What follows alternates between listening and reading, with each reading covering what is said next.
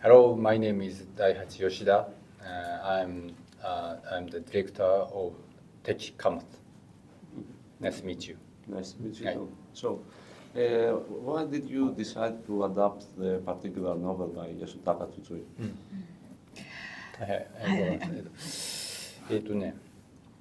コロナの頃の初期に、昔読んだその筒井さんのこの原作小説を読み返したのがきっかけですごく最初に読んだのは30代の頃だったんですけれども、その頃に比べて、自分も年を取ったこともあるし、世の中全体の状況がね、すごくなんていうのかな、みんな家にいることをこう強いられてて、会いたい人にも会えないっていうそういう状況がすごくなんていうんですかね、自分も含めた世界中がこう老人であるかのような状況っていうのにその気分にすごくその小説がマッチして、でなんかこのことについてこうもうちょっとよく考えてみたいなと思って、それで脚本を書き始めました。So the kind of inception of the idea was that at the beginning of the pandemic, I had read once again this original novel by Mr. Tsutsui. I had first read it when I was when I was back in my 30s, and then I read it again this time around, and it was talking about, of course, the fact that I had aged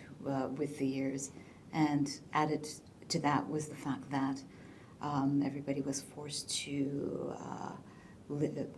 they were forced to stay inside their own homes, and we were not able to meet the people that we wanted to go out and meet. So that all really made me think about, or that kind of situation resonated with what Tsutsui-san was telling in this story about this old, aging college professor, and it really matched again the situation of the story and the situation that we were living in really resonated and matched well, and it made me want to ponder these issues again, which compelled me to write the script. And how close to the novel is the movie, or what kind of changes did he make in the end?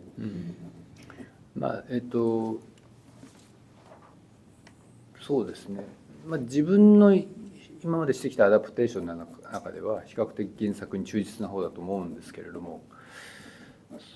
やっぱりちょっとラストとかは、原作とは大きく変わってたりします。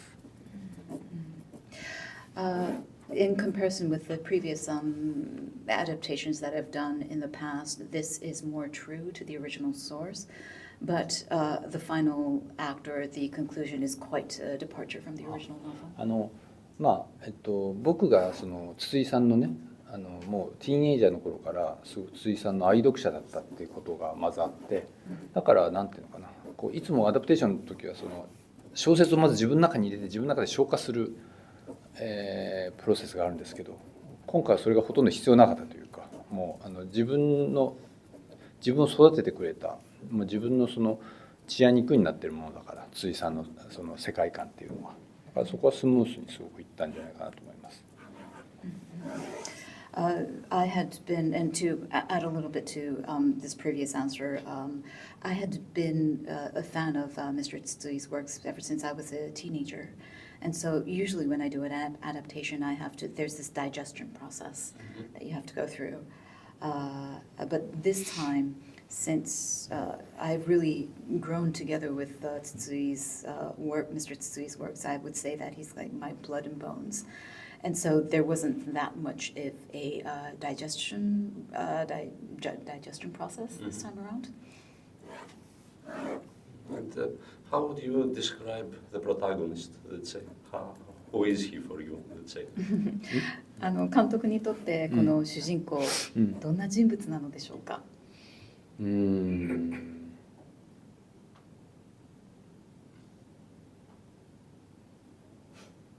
すごくなんだろうな、正直な人だなと思っていて、でなんていうんですかね、自分でも普段いろんなことを日々考えながらね、生きてるわけじゃないですか。主人公よりは僕はまだ年下ですけれども、でもなんかこういうふうになんだろうな、こういうふうにこう生きていけたらいいなっていう、映画全体ではないけれども、まあね、ちょっと映画後半はすごくちょっといろいろ展開があるからだけど、特に前半の暮らしぶりに関しては、小説を読んだ時から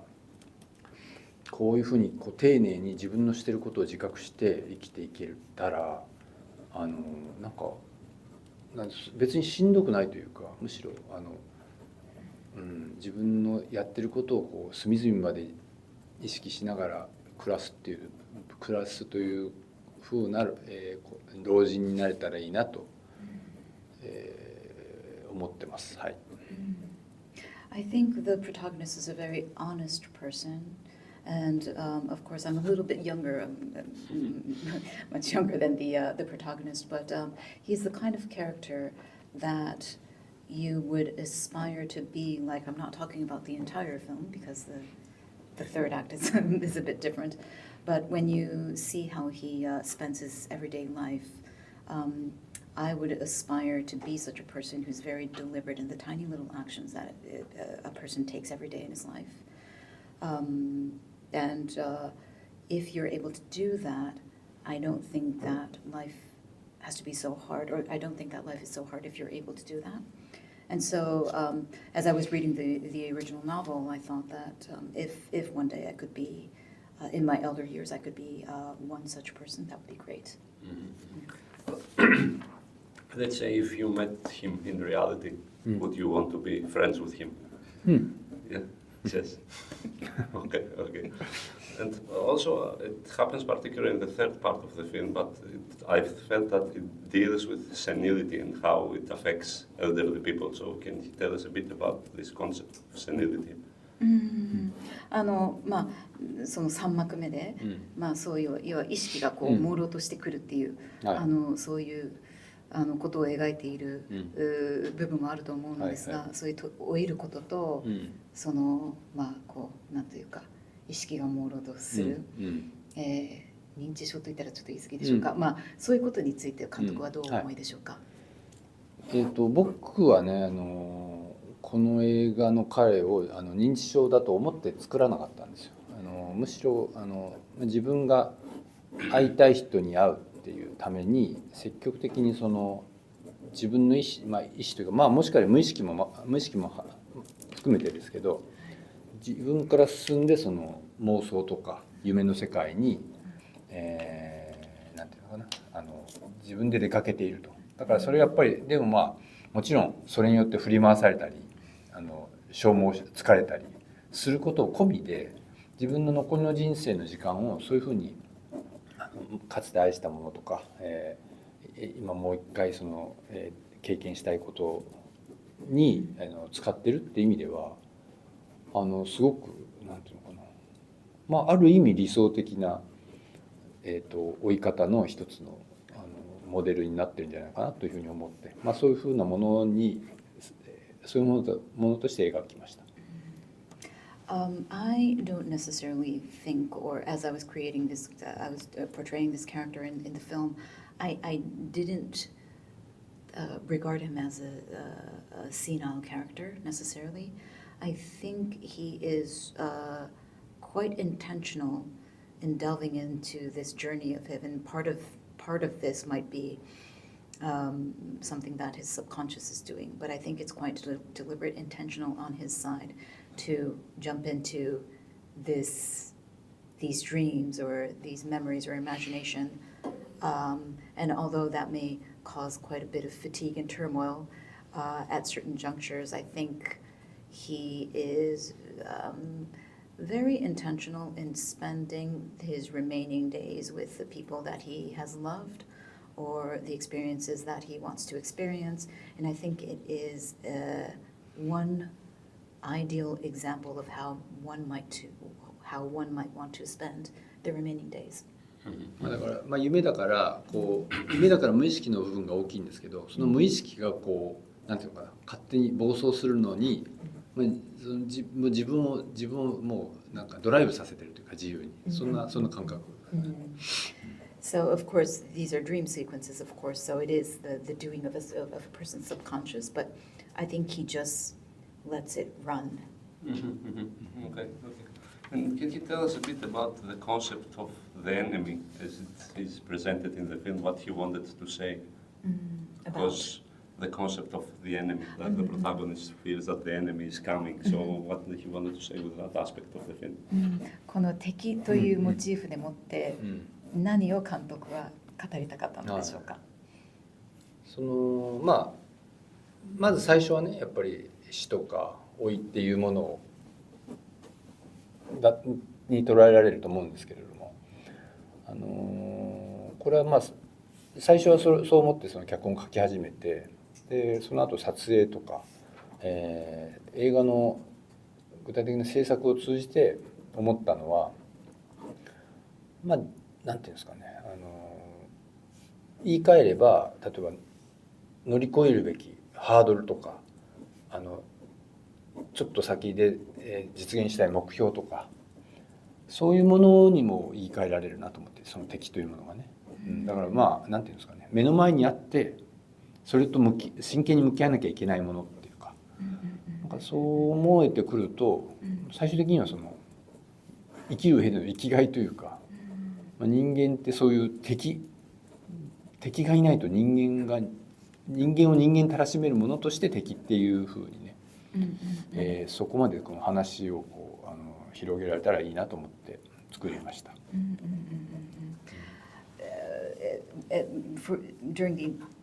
It began with so the idea of the enemy was connected in the beginning to this person being mired in this thought of death and aging, but as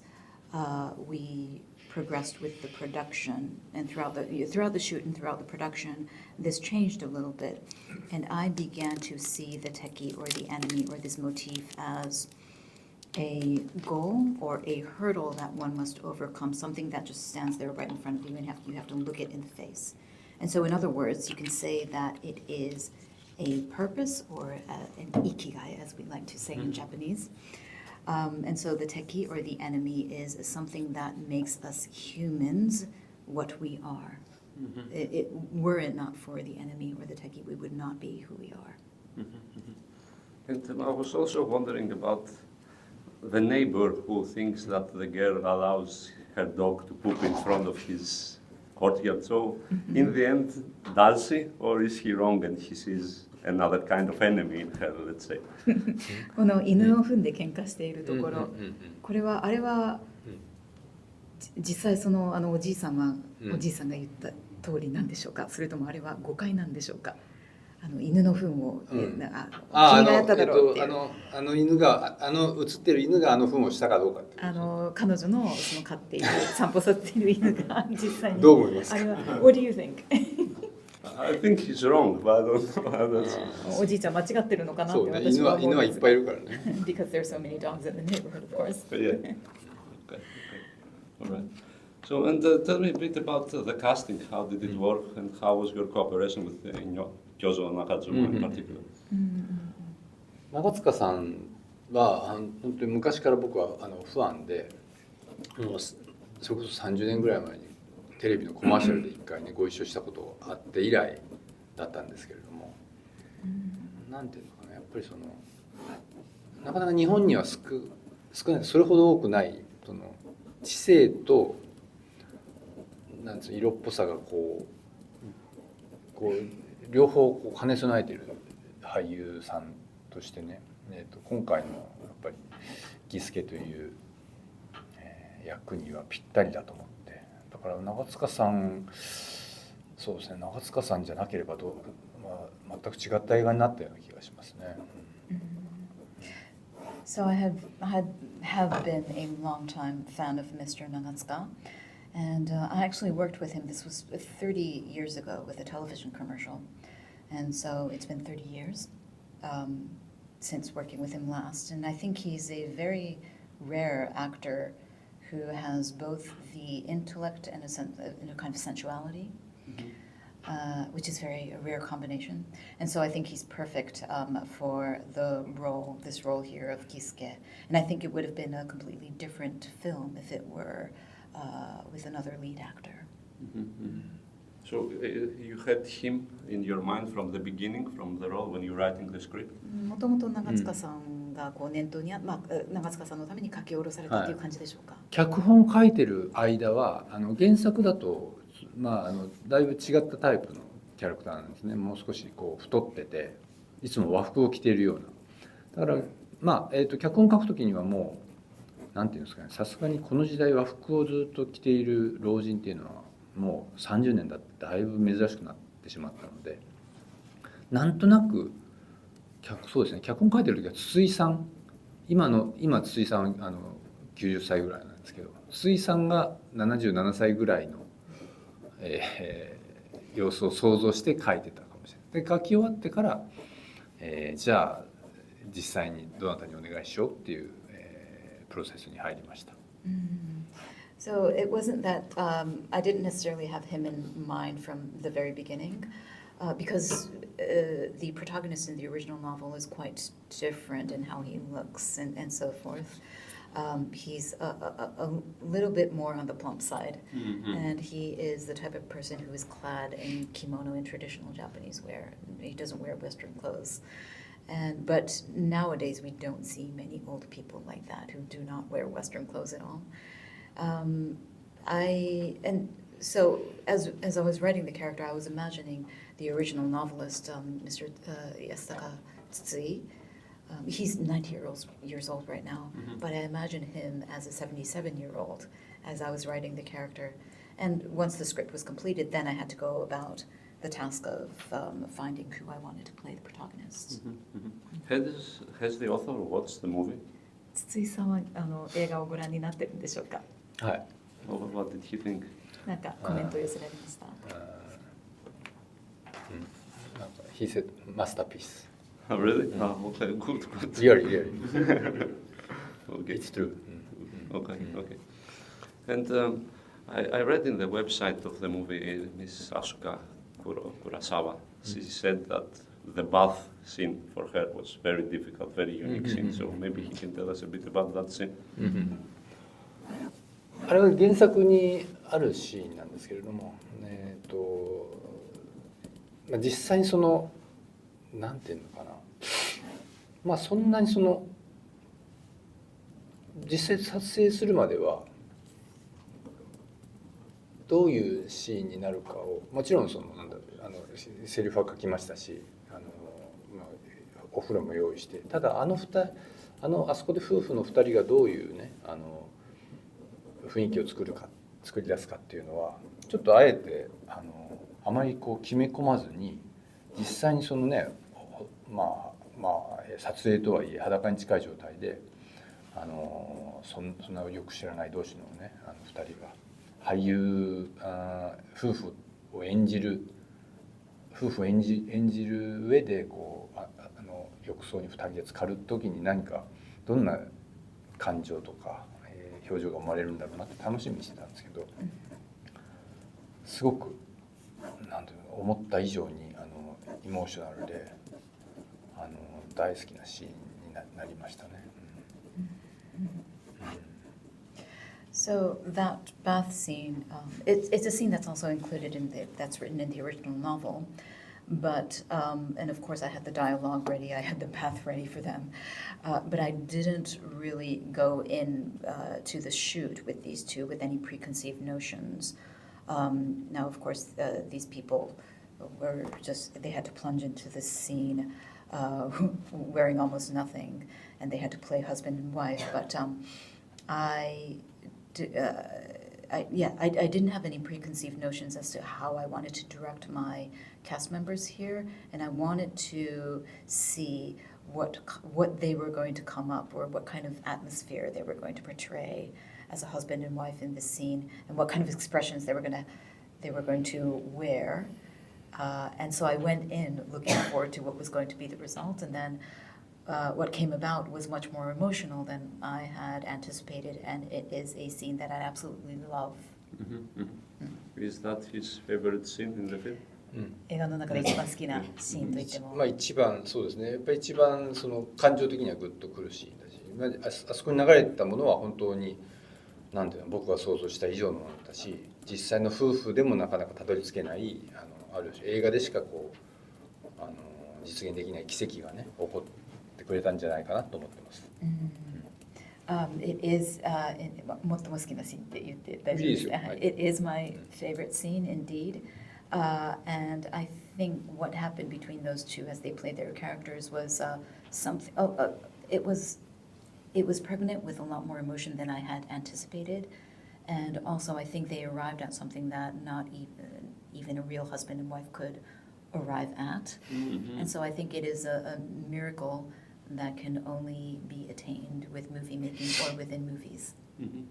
And which was the hardest scene to shoot?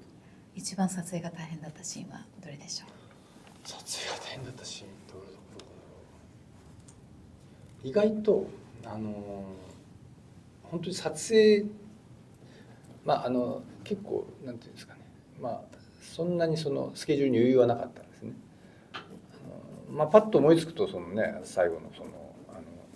最後にその敵に立ち向かって撃たれるところとかって思いつくんだけど、実際一番大変だったのは日々の生活の積み重ねをすごく細かく一日にもう何十シーンも撮るわけですよ。だからそれ全部衣装を変えてメイクも変えて、だから場合によってはちょっとその季節もね、少し秋に行ってまた夏に戻ったりとか、そういうことをこうなんか淡々と、しかも何も起こらないわけじゃないですか。ただご飯を作るだけとか、ただ新聞を広げるだけとか、そういうところをこう細かく積み重ねていく、意外とね、みんなのその体力を削ぐというか、その時は一番みんな辛そうでしたね。自分も含めて。後半の割と見せ場になって派手なシーンになってくると、みんなこうグッとそこに集中するから逆にこうテンション上がるんですけど、なかなかああいう日常の描写が結構延々と撮影の前半特に続いたので、そこを乗り切るのは大変でした。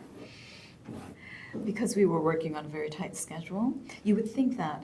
the action sequences where they're being shot at would be very hard to shoot, but it wasn't those scenes. It was actually the quotidian life of this professor that was very hard to shoot, because they're not flashy scenes. So you have to kind of retain or sustain your energy. The whole the cast and crew have to sustain their energy throughout, which is very hard to do. We had to do costume changes, makeup changes, as we were shooting what this person was doing every day. The seasons were different. Sometimes it would be an autumn scene, sometimes it would be a summer scene. And these are scenes where nothing really happens. He spreads a newspaper, or he's eating his meals. And because nothing happens per se, it was quite physically and emotionally straining for all of us. Because when you're shooting a very flashy scene, everybody's attention is really directed towards one point. But when it's something like this, the verisimilitude of a person's life, that's very hard to concentrate on. So, and that was all done in the first half of the shoot, or in the beginning of the shoot. So that was a challenge. Okay. And can you tell us a bit about his cooperation with Yuumi Kawai, who is this year she's in 7 or 8 movies, and so if his treatment of her is different than what he did with the veteran actors in the film. 河合さんとの、に対する演出、本当に人気の、女優さんですけれども、その他のベテランさんとはまたこう演出方法が違うのかどうかとか、これについて教えてください。いや、もう彼女はもう撮影は本当に短かったんですけど、撮影した期間はね。しかも彼女が登場するのは家の中じゃないじゃないですか。ほとんどの撮影が彼の主人公の家の中だったんですけど、シーンの時はちょっとこう一日家を離れて外のバーでロケをしたんですよ。だから移動するから、大変は大変なんですけど、でもなんかすごくその次の日また家に戻ってきて、またね延々というかご飯を作ったり寝たり起きたりするところを撮ってる時に、スタッフがみんな昨日は楽しかったなって言ってたんですよね。でそれはなぜ楽しいかというと、彼女はなんていうのかな、すごくなんだろうな、ぱり、若い俳優にしてはというか若い俳優だからなのかもしれないですけど、なんていうんですかね、すごくなんていうの演出の意図に対してある意味すごく忠実だし、でなんですけど僕が例えば整理しきれないままちょっと伝えたとしても彼女が組んで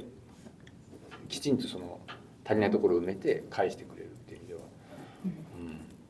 彼女とのそのやり取りセッションっていうのは、短い期間でしたけどすごく楽しかったっていうのは僕も本音ですね。だからまた、忙しいからね今度いつ仕事ができるかわからないですけれども、みんなが同じような意味でね彼女と仕事をしたがってるのは分かる、そういう俳優です。はい、はい、ありがとうございます。So the days on which so it was a very short shoot with her, and we were, day in and day out, shooting the protagonist in his house, doing his daily chores, and during this, on one day, we had a location shoot at this bar. So we all had to move to this bar. And as the next day, we had to go back to the house and shoot those daily, in-house scenes again, those scenes within the house again. And I remember everybody in the crew saying that yesterday when we shot at the bar, that was really, really fun. And it's very understandable because Kawai-san, since even if she's or maybe it's since because she's a very young actor, she's very, very fidelious to the director's directions. She's very, very true. And even in instances where I was not able to completely verbalize what I wanted her to do, she would try to decipher what I was trying to say, and then she would fill in those gaps for me. And it was a lot of fun working with her and collaborating with her. And although it was a very short shoot with her, and I know, she's a very busy actor right now, but I hope I can work with her again. And everybody else thinks the same way, and it's very understandable why everybody thinks that. Yeah. And can you tell us a bit about the cinematography, what he wanted to do in the visual aspect of the film, let's say, and why he chose black and white? 撮影に関しても教えてください。なぜモノクロかっていうことです。この映画を撮るにあたってやっぱりその古い日本家屋をねどういうふうに今までその映画で撮られてきたんだろうっていうことをちょっと研究するために古い日本映画をこうまとめて見た時期があって、多分それに影響されて自分の中ではすごくモノクロが自然だっていうふうに思ったんですね。で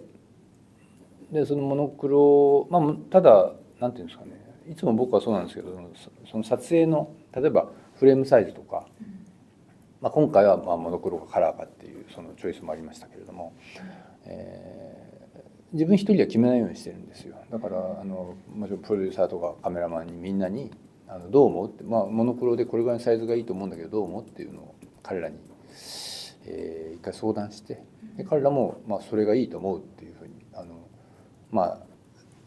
背中を押してくれたんでそうなりました。で結果モノクロにしたことで、その彼のね主人公のストイックな生活を描くときにすごくやっぱりいいムードになったと思うし、なおかつその後半でだんだんそれがねこう乱れていくというか展開していくところに関しても見てる人間がすごくもうおそらく彼よりもっと没入感が強いというか、そのことですごくやっぱり自分の想像以上に狙い通りの効果が生まれたというか、モノクロにして大正解だったし、これからも自分の中でそのモノクロっていう選択肢をね常に持っておきたいなというふうに思うようになりました。ありがとうございます。Because we were going to be shooting in this very old Japanese house, this traditional Japanese house, I had for a while gone through all of these old Japanese films in order to kind of try to figure out how we were going to shoot this. And I think I was influenced by these old Japanese films. And we ultimately, I never decide just by myself whether I want to do a film in black and white or what I want to do with the screen, with the aspect ratio. I always ask my cameraman and my producers. And when I decided I wanted to do this in black and white and in this aspect ratio, they agreed with me and said yes. So we went and shot it in the way that we shot it. And I think by shooting it in black and white, it really brought forth the stoicism with which this protagonist was living his daily life. And when that stoicism falters, the black and white also makes it a much more immersive experience than in color, I thought. So even more than I myself had expected, this method, or the way in which we visually designed this film, brought about the effect that I was looking for, and I thought it was indeed a good choice to shoot it in black and white. And going forward, I will always have the option to shoot in black and white in mind. Thank you very much. Thank you very much.